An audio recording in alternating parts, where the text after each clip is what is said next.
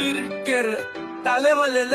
இந்த தாயோலி வேற வீரனுக்காய் வந்த தருணம் மலை குரங்குக்கு மலைச்சிக்கல் வந்த மாதிரி என்ன எழுவுது ஆம்பளை கற்பமாயி இப்பதான் பாக்குறேன் ஏம்மா முதுகுல குத்த சொன்ன குண்டுல குத்துற ஆய் வருதுன்னா அங்கேய போயிடாத நாரிடோ